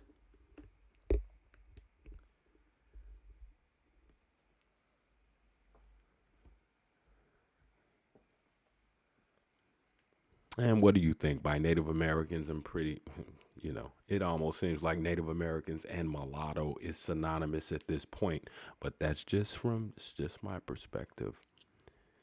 I don't have a source to back that up. Not right now. Maybe I used the source already in another show.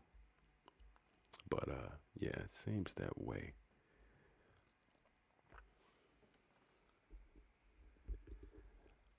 Three men led the charge for racial purity in Virginia and continued to push for even stronger legislation after the Racial Integrity Act of 1924 was passed. John Powell, Dr. W.A. Plecker, and Major Ernest Cox were associates and friends who lobbied and wrote on behalf of racial purity in the 1920s, particularly between 1922 and 27. Cox founded the White America Society and published various books and pamphlets on the importance of the purity of the white race.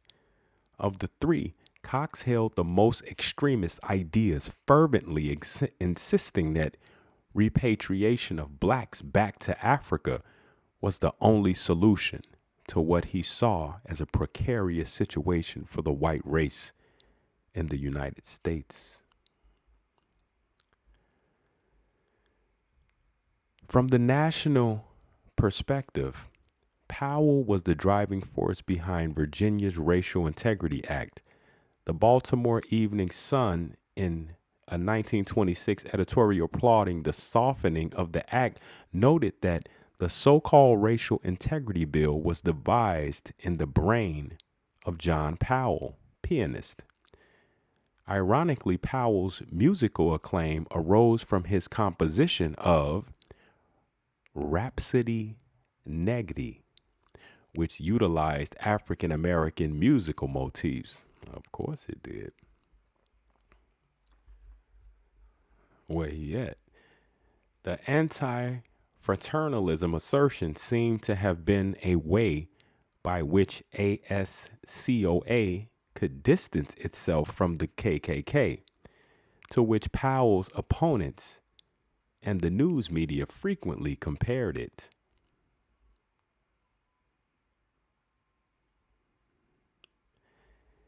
In the mind of Plecker and many other eugenicists, women were usually held responsible for violating eugenic norms.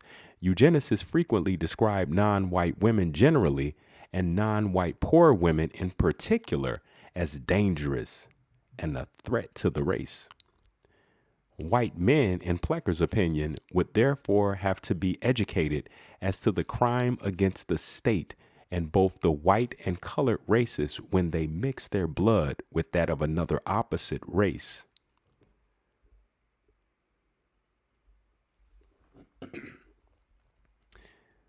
Eugenicists' inability to clearly identify a person's racial background on outward appearances alone fed into their fears regarding racial integrity. Powell explained what he saw as the danger of strict reliance on physical characteristics as a sign of racial background in a 1925 letter. He writes, "Many individuals strongly admixed with colored blood show no visible physical traces of it, although mentally and psychologically they may be dominated by the inferior strain, and their offspring may, indeed often do, revert physically to the lower type." Plecker claimed that thousands of African Americans were now considered white due to a lack of political vigilance. The Racial Integrity Act was based upon the science of eugenics. Powell, Plecker, and Cox portrayed the act as a forceful mandate or an almost religious commandment. The governor, Harry Byrd, who favored racial separation, publicly applauded defeat of a revised racial integrity bill that would have more strictly defined race by ancestry.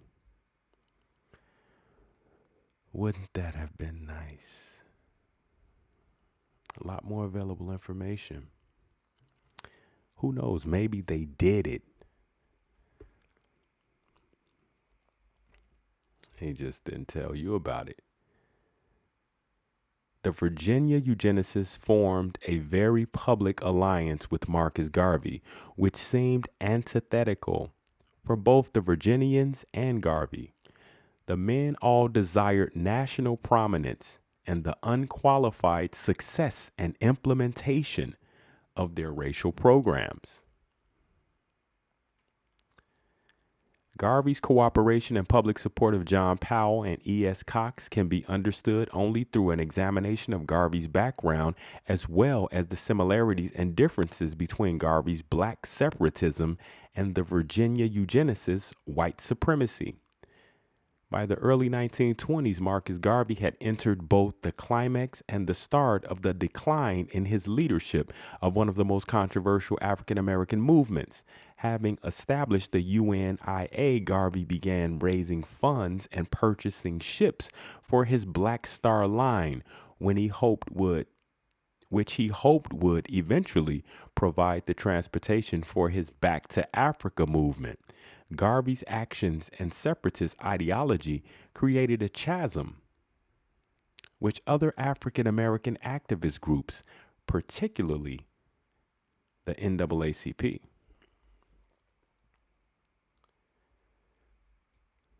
Among all this dissension, Garvey declared friendships with both ASCOA and the KKK. Even before his associations with ASCOA, African American community leaders had already criticized Garvey regarding his relationship with other white supremacists. Previously, they had been criticized Garvey for attending a meeting with one of the KKK's leaders, Edward Clark. Garvey engineered the meeting to win over Southern supporters and to discuss their similar views on Jim Crow laws, which both Garvey and Clark favored. On a trip to New York, Powell gave a speech to the UNIA on racial purity. To ensure his acceptance, Garvey penned a letter of introduction for John Powell by Marcus Garvey, which highlighted Garvey's appraisal of Powell and ASCOA. Originally from Jamaica, Garvey was of unmixed Negro stock. And according to E. David Cronin, his upbringing in a three-caste system shaped his preoccupation with racial purity. Originally from Jamaica, not Africa. Garvey was of unmixed Negro stock. You've all seen Marcus Garvey. Look at him. Unmixed Negro stock. They're solely basing it on complexion, how he looks physically. Which you would think these accomplished scholars would know that it's dumb. In his speech before the American Public Health Association, Plecker explicitly stated his belief in Negro inferiority and constructed a racial hierarchy with whites as higher and African Americans as lower. Garvey and the Virginian eugenicists did not dwell on these fundamental differences. Instead, they focused on their common goals and at times common language.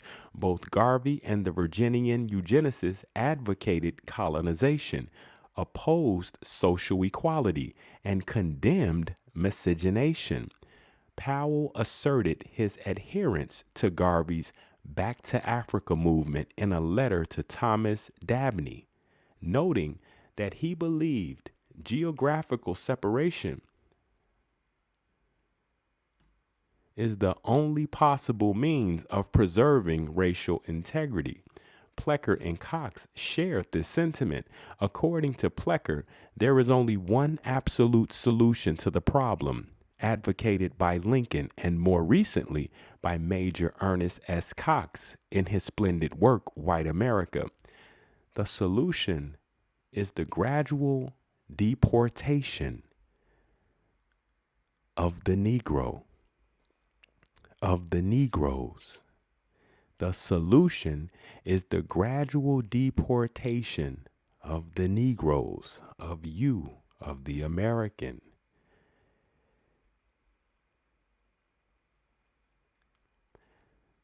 Virginia eugenicists, not surprisingly, also objected to any type of social equality, but for different reasons. In addition to their objections to the dangerous racial equality of the Hampton Institute, Plecker indicated his approval and belief in the sentiments expressed by the Committee for the Repeal of the 14th Amendment.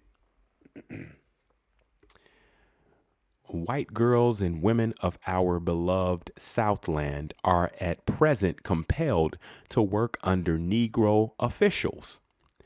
Walter Cohen is just one of the Negro officials under whom white girls and women and also men have to earn their daily bread. Our government is honeycombed with these Negro office holders. Our government is honeycombed with these Negro office holders. How would you feel were this your sister or daughter? The Negro does not belong in politics. He has no rightful or legal claim therein and is a menace thereto. As Negro suffrage was obtained by fraud. Negro voting was obtained by fraud. Know when Judge Bolt succeeds in the annulment of the 14th Amendment, these conditions will be automatically eliminated. The Negro will be thrown out of politics. The Negro will be required to abide by the segregation laws, and white people will not have to work under Negro officials. Garvey went on to criticize his opponents by deriding them as near white and colored advocates of racial amalgamation or general miscegenation, with the hope of creating a new type of colored race by wiping out both black and white. Garvey, at the point at which he became involved with Powell, Plecker, and Cox, was facing increasing criticism and doubts from black leaders and the black community.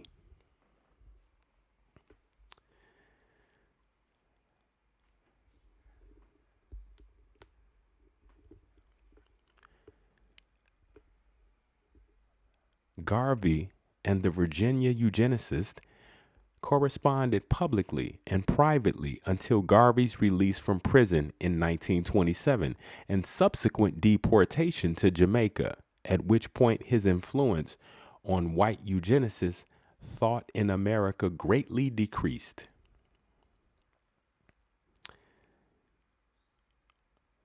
Black eugenics. How the black misleadership class of the early 20th century supported sterilization of the black poor.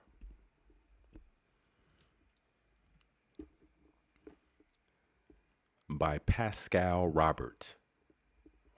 Robert Pascal, Pascal Robert. Throughout African American history, members of the black elite have blamed the black poor for bringing down the race, thus giving aid and comfort to white racists, calls by Negro reformers to improve the quality of the race often imbibed eugenic language.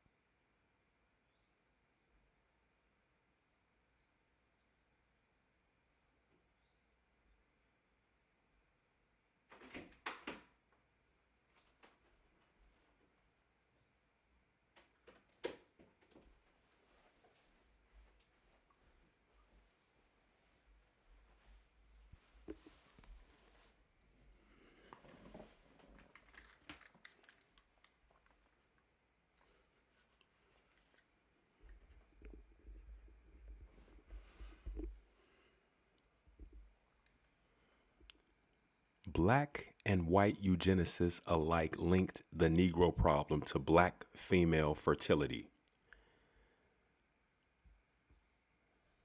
The black misleadership class is a term usually referring to the race management elite that developed out of the civil rights movement to handle the political and social affairs of the black masses. This group tailors its worldview, and policy prescriptions to the demands of America's majority power elite, to the detriment of those same black masses. The Congressional Black Caucus, the NAACP, the National Urban League, Black Petite Bourgeois membership organizations, and the Black Church all work as the ideological and organizational mechanisms of the black misleadership class. What few realize is that even before the Voting Rights Act of 1965, there existed a black misleadership class that worked as race managers for America's power elite, or the United States power elite. The originator of race management as a concept was Booker T. Washington as the tool of the white industrialist class. With the Cri de Guerre issued by W.E.B. Du Bois, published in 1903 in The Souls of Black Folk, the black college educated, talented 10th came together to manage the affairs of the less fortunate black masses and weaponize the idea of race management, giving birth to the first generation of the black misleadership class. Folks, eugenics refers to social practices aimed at improving the human race.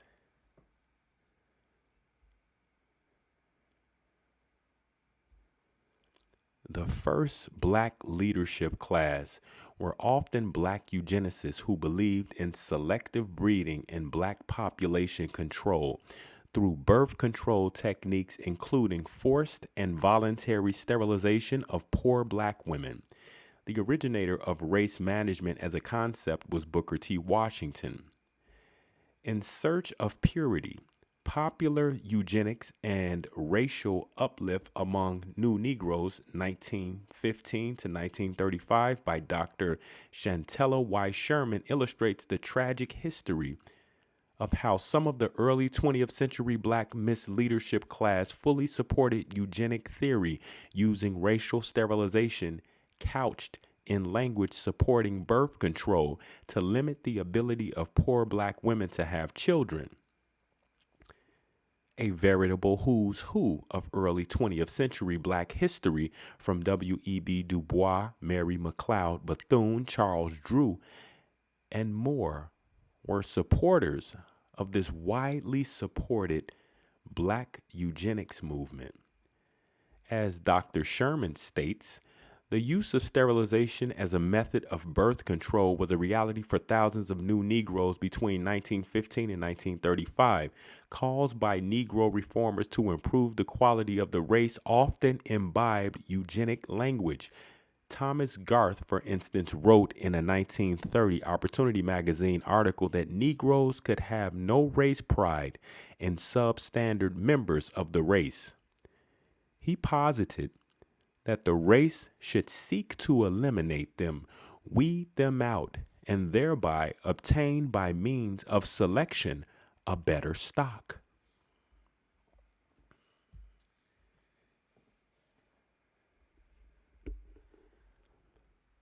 These eugenics sentiments were shared by a man who is considered one of the greatest intellectuals in black American history. W.E.B. Du Bois was fully vested in these horrid eugenic schemes. W.E.B. Du Bois says, Negroes are led away by the fallacy of numbers. They want the black race to survive. They are cheered by the census return of increasing numbers and a high rate of increase.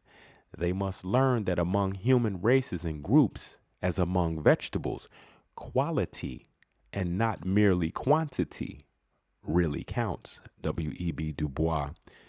The black eugenics movement worked in tandem with white eugenicists. These were institutionally supported and given the ability to speak at functions by organizations like the National Urban League. As Dr. Sherman explained, reformers like Margaret Sanger connected eugenic better breeding to a larger movement to regulate the poor and stop the rise in crime and illegitimacy. Black and white eugenicists alike linked the Negro problem, however, to black female fertility. Ion Peake, a black public health and hygiene teacher, made such links between eugenic defects and learning abilities. Writing for the NAACP Crisis magazine, Peake used eugenic language and terminology in describing these children as mental defectives and determined that they fell into groups ranging from idiocy to high-type morons. They just called you lame, just a whole goofy. The farcical thinking that it's all black folks against the evil white man is merely a con game.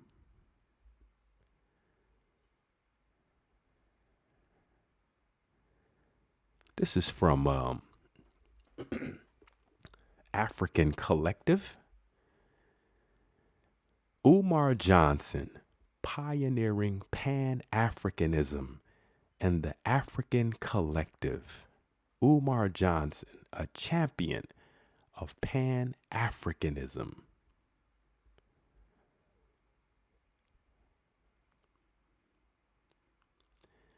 Dr. Umar Johnson is a prominent figure in Pan-Africanism and a passionate advocate for the African Collective. He had a background in psychology, Umar Johnson has dedicated his life to addressing the social, educational, and psychological challenges that affect the African diaspora. Dr. Umar Johnson was born in North Central Philadelphia. He completed his clinical psychology doctorate degree from the Philadelphia College of Osteopathic Medicine. Johnson's choice to specialize in clinical psychology. Throughout his academic journey, Johnson honed his ability to diagnose and treat psychological conditions while also gaining insight into the impact of these conditions on the lives of young people. Dr. Umar Johnson's commitment to Pan-Africanism is a defining aspect of his advocacy and life's work. Pan-Africanism. Umar Johnson passionately aligns himself with the core principles of Pan-Africanism, emphasizing the importance of African unity and mutual support. He firmly believes that the strength of the African diaspora lies in the solidarity and recognition of their shared heritage. Now, how does he know who you share heritage with? See, this collective thinking, this thinking that everyone's the same when I'm sure he is as different from one of his family members as he is from any so-called white person. Umar Johnson plays a significant role in advancing the principles of Pan-Africanism and encouraging collective action among people of African descent to address shared challenges and pursue a brighter future. I believe the children is our future. Johnson's advocacy is marked by a genuine commitment to the principles of Pan-Africanism. He stands shoulder to shoulder with other influential figures, including Marcus Garvey, W.E.B. Du Bois, Kwame Nkrumah, and Malcolm X, who have played pivotal roles in advancing the Pan-African cause, and who have all failed to tell you to find out who your own family is. Learning what your story is and finding out how you fit into his story. Like Marcus Garvey, Johnson shares a vision of African unity and self-determination. Umar Johnson's commitment to self-determination aligns with Nkrumah's vision for a united and prosperous Africa. The influence of Malcolm X, who was a prominent civil rights leader and an earnest advocate for black empowerment, can be seen in Umar Johnson's unapologetic approach to addressing systemic racism and social injustices.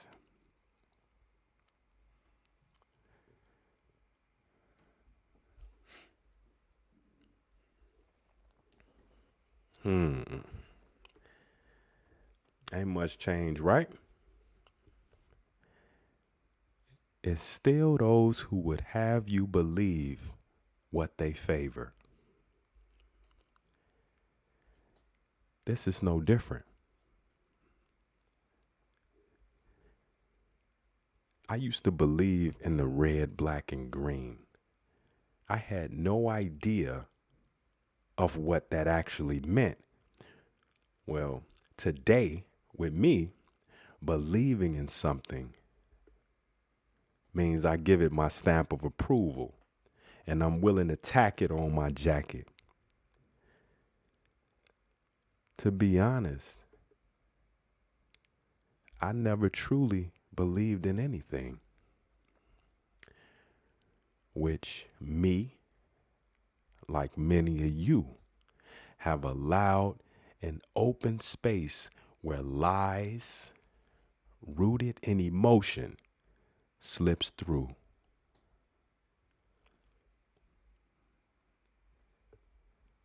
Do the right thing.